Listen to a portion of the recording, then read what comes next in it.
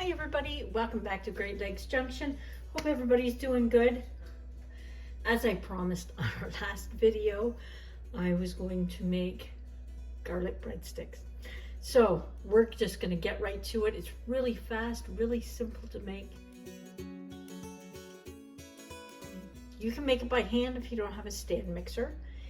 And you can also make the dough in a bread machine if you have one of them and you don't feel like doing it by hand.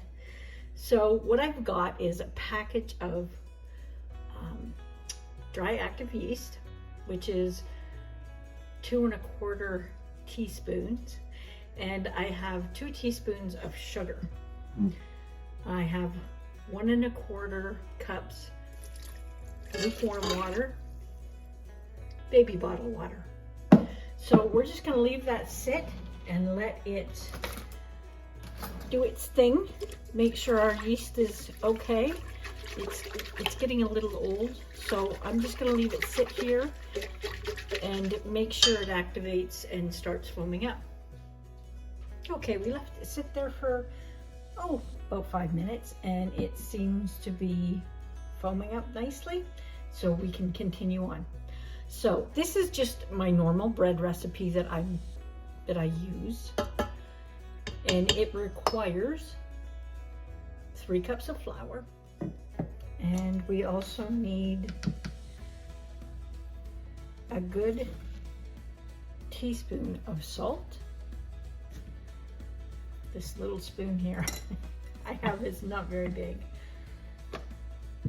and we're going to put in 1 to 2 tablespoons of oil. You can use melted butter if you'd like. Now I've set aside about 1/3 cup of flour. It is very dry in my house right now, so I probably won't need it. Our heating started running for the season, but depending on where you are in the world, if it is a higher humidity, you may need a little bit more flour. And if it's dry like it is here, you may need a little bit more water. Just see how it turns out. And we're just gonna mix this, and we're gonna let it knead for about 7 or 8 minutes, and we'll check it. Okay. So you see it has pulled away from the sides, and that's perfect. That's what we want. Let's pull this out of here now. If you find it sticking to your hands, just put a little bit of oil on your hands, but it shouldn't stick to you. So all I'm gonna do is roll it out a little bit, and we're gonna cut it up. Try to get it as even as I can. If you want, you can weigh this out. So this makes about 10 breadsticks. And we're just gonna roughly cut it up.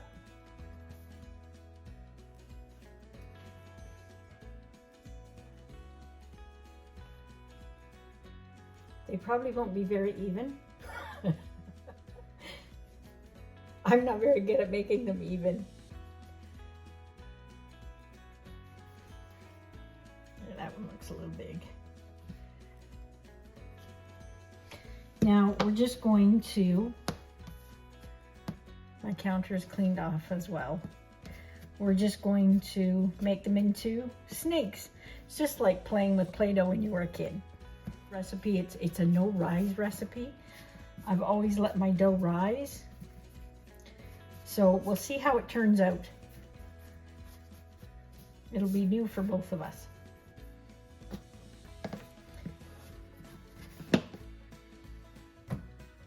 Now, if you want to do something else with your dough, other than just making it into snakes, you can shape it into anything you want.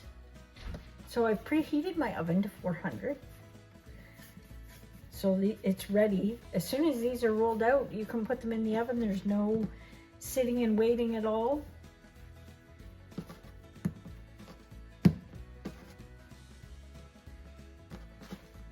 Leave a little bit of space in between each one so they have room to expand. Okay, just like that. So they're not quite a foot long, pretty close. So I'm going to continue on doing these and we'll be right back. Okay, there's the rest of them rolled out. So we're just going to do this batch once we bring the other batch out, and then we'll continue on and finish up the recipe. Well, they're fresh out of the oven and they've split. So I'm assuming that is from not letting them sit and proof for a little bit. So they've expanded too quickly in the oven, but overall they look really, really good. So we're gonna let these cool for a little bit and we're gonna come back and do one more thing to them before we give them a try. Now I've put them on a cooling rack to cool. However, I don't want these with a crunchy crust on them. So I'm going to cover them up with a towel. Just let them cool for about 5 or 10 minutes and then throw the towel back over the top of it and let them cool like that. That way they won't stay crunchy and they'll stay really, really soft and chewy. Okay, I've cooled them all off. They're a little bit warm still. And I have about 3 tablespoons of melted butter and a half a teaspoon, of garlic. We're just gonna mix that in there.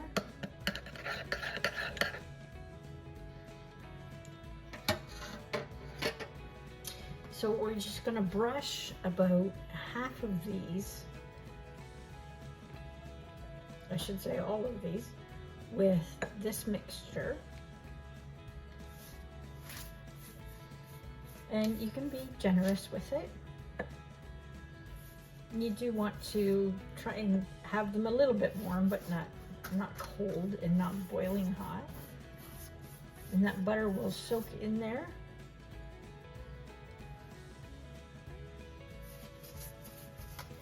Now, if you've made too much butter and you don't use it all, you can let it cool down and use it for another day, or you can put it in the freezer and let it keep in there for a few months, or until next time you make these. If you want, you can add just shake some grated cheese on there. You could actually add this cheese into your butter and use it that way. I'm not going to do all mine. I'm only going to do a few. And that's it.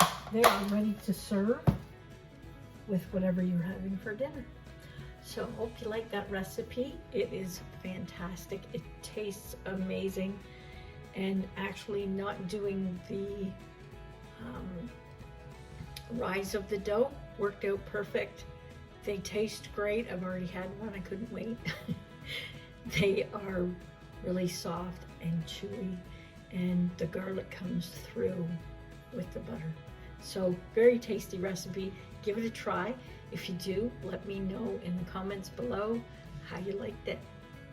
And until next time, stay safe.